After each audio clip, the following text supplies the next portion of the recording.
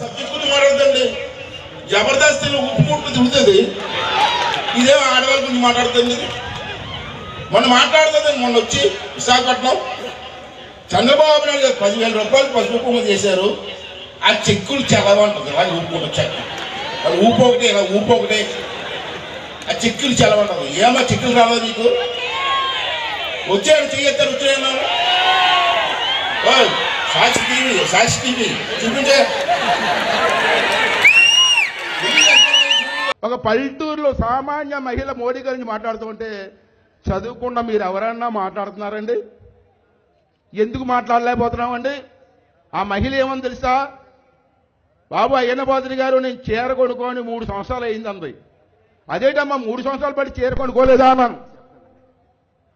3 సంవత్సరాలు పడి చీర కొనుక్కోలేదా అన్నాను నేను. లేదు బాబు అంది. ఏమన్నాను? మోడీ గారు వచ్చిన తర్వాత చీర మీద జిఎస్టీ వేసాడు బాబు అంది.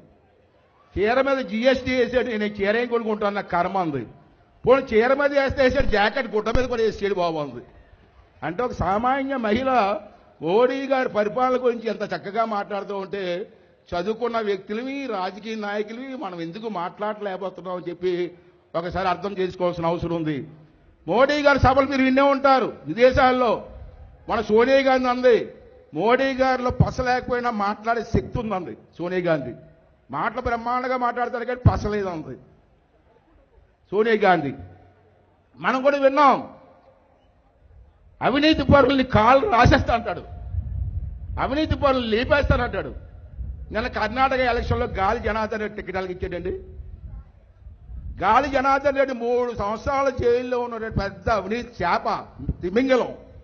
అటువంటి అవినీతి తిమింగలానికి బీజేపీలో టికెట్లకు ఇచ్చే మోడీ గారు ఇవి అవినీతి పరుడు నిరోధకుడివా, అవినీతి పరుడు అభివృద్ధి చేస్తున్నావా అని చెప్పి ఒక్కసారి మీరు అందరూ కూడా అర్థం చేసుకోవాల్సిన అవసరం ఉంది.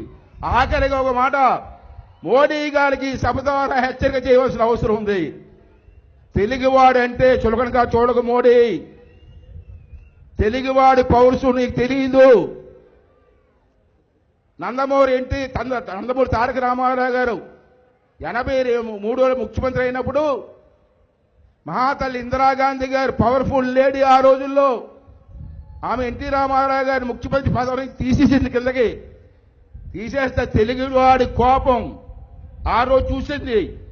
తెలుగు వాళ్ళు అంతా తిరగబడ్డారు.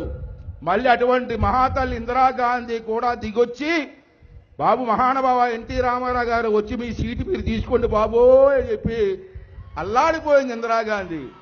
అటువంటి ఇందిరాగాంధీకే తెలుగువాడి దెబ్బలు తట్టుకోలేకపోయింది. ఆఫ్టర్ ఆల్ నువ్వెంత? ఇప్పటికన్నా కళ్ళు తెరు, తెలుగువాడికి అన్యాయం చేయకు, మాకు ఇచ్చిన మాట నిలబెట్టుకో, లేకపోతే తెలుగువాడి కోపానికి నీ పార్టీ భస్మం అయిపోతుంది, భూస్థాపితం అయిపోతుంది. ఒకసారి ఆలోచించమని చెప్పి మోడీ గారికి ఈ సభ ద్వారా హెచ్చరిక చేయవలసినటువంటి అవసరం ఉందని చెప్పి ఈ సందర్భంలో మీ అందరికీ మనవి చేస్తూ, సబ్జెక్టు మాట్లాడుతుంది జబర్దస్తిలో ఉప్పు ముట్టు తిరుగుతుంది. ఇదేమో ఆడవాళ్ళ గురించి మాట్లాడుతుంది. మొన్న మాట్లాడుతుంది. మొన్న వచ్చి విశాఖపట్నం చంద్రబాబు నాయుడు గారు 10,000 రూపాయలు పసుపు కుంకుమ చేశారు. ఆ చెక్కులు చల్లవంటుంది. వాళ్ళు ఊపుకుంటారు చెక్క, వాళ్ళు ఊపు ఒకటే, ఇలా ఊపు ఒకటే, ఆ చెక్కులు చల్లవంటుంది. ఏమో చెక్కులు రాలేదు నీకు? వచ్చాడు చెయ్యొత్తారు వచ్చాను. సాక్షి టీవీ చూపించే.